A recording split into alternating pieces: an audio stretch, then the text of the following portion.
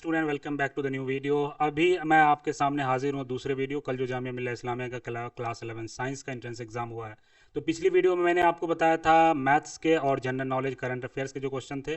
अगर आपने उसमें मैच नहीं किया तो आप जा सकते हैं चैनल पे। तो अब मैं यहाँ पे शुरू करने वाला हूँ इंग्लिश। जो मेरे पास क्वेश्चन का जो सेट है वो है सेट सी, आप यहाँ देख सकते हैं। तो आइए शुरू करते हैं। शुरू करने से पहले आप जो है, अगर आप वीडियो को अच्छा लगता है आपको और आपके लिए फ़ायदेमंद होता है, चैनल को ज़रूर सब्सक्राइब कर दीजिए। आइए शुरू करते हैं। तो सबसे पहले जो 31st क्वेश्चन है, she dash finished her homework before the dinner, तो इसका आंसर होगा बी। और 32nd, the doctor strongly said that I dash exercise regularly, तो इसका 32 का आंसर भी होगा ए। उसी तरह 33 का जो आंसर होगा वो आपका होगा बी। 34 का आंसर होगा आपका डी। जिस स्टूडेंट ने मुझे दिया है तो उसका लग रहा है तकरीबन सारा सही हो रहा है इंग्लिश में, और मैथ्स में भी अच्छा ही परफॉर्मेंस था उसका। तो 35th का ऑप्शन होगा, आंसर होगा आपका बी। अब आगे चलते हैं 36। तो 36, they dash to the party tonight, they are going, 36 का होगा आपका ए। उसी तरह 37 का आंसर होगा बी। और 38 मेरे पास है सेट सी, आप इसका ध्यान रखिए। 38 का आंसर होगा बी, जो कि यहाँ पे टिक लगा हुआ है। 39 का आंसर भी होगा इसका डी। 40th का आंसर होगा ए। 40th का आंसर होगा ए। 41st का यहाँ पे गलती होती हुई दिख रही थी, इसका आंसर होगा 41st का आंसर होगा, correct answer is C, by the time you arrive we will have left. ना 42nd, तो 42nd का ऑप्शन होगा बी।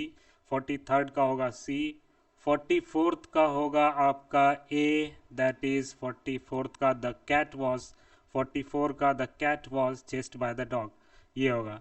और 45th का आंसर होगा आपका, 45th का आंसर होगा B, a letter is being written by her. 46th का आंसर होगा डी। 46th का आंसर होगा डी। और 47th का आंसर होगा, जो मैंने किया है तो मेरे हिसाब से 47 का ए।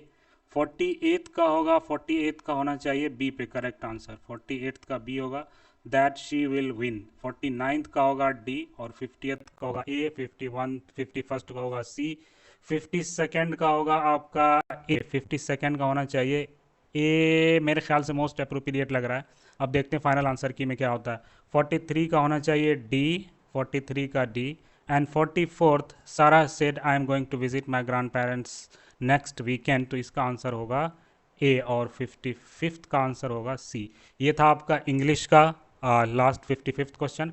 अब चलते हैं साइंस में। तो साइंस का 56th में आप देख सकते हैं कि दे हैव गिवन कि chemical equations are balance to the reflect that, कीमियाई रद्द अमल तवाजुन में है। इसका मतलब है कि matter can not be created और destroyed during the chemical reaction, उसका बी होगा।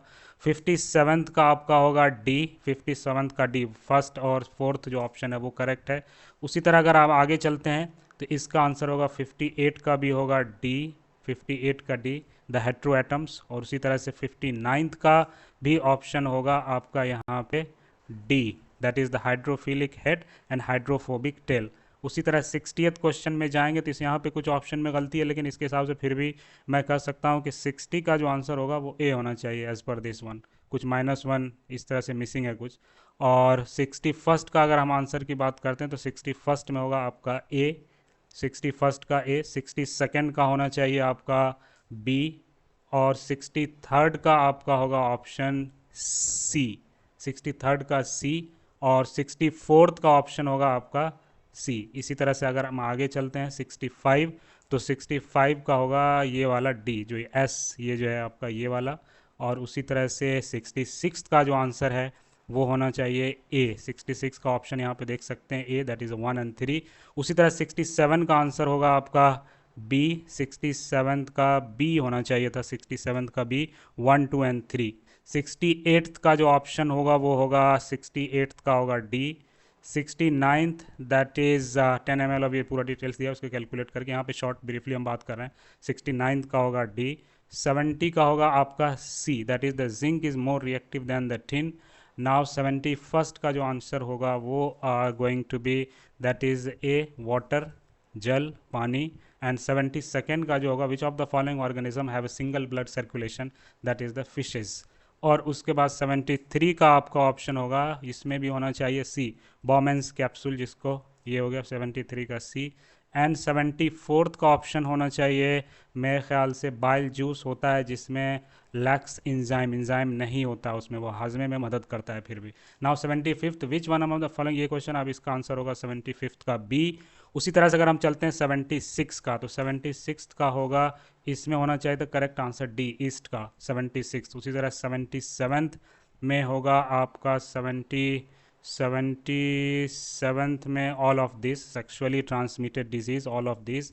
78 में होगा आपका, इसमें होना चाहिए था यूरेसिल, 78 का डी, 78 का डी। उसके बाद 79 का ऑप्शन होगा आपका सी, दैट इज़ द ये वाला। और उसके बाद 80th क्वेश्चन है, इसका आंसर होगा 10,000 जब इसको आप देखेंगे। तो ये रहा हमारा आपका क्या कहते हैं साइंस तक का 81st का क्वेश्चन। आगे हम लोग चलते हैं, दूसरे वीडियो मिलते हैं, जो साइंस के जो क्वेश्चन बचे हैं उसको मैं करेक्ट कर भी करता हूँ।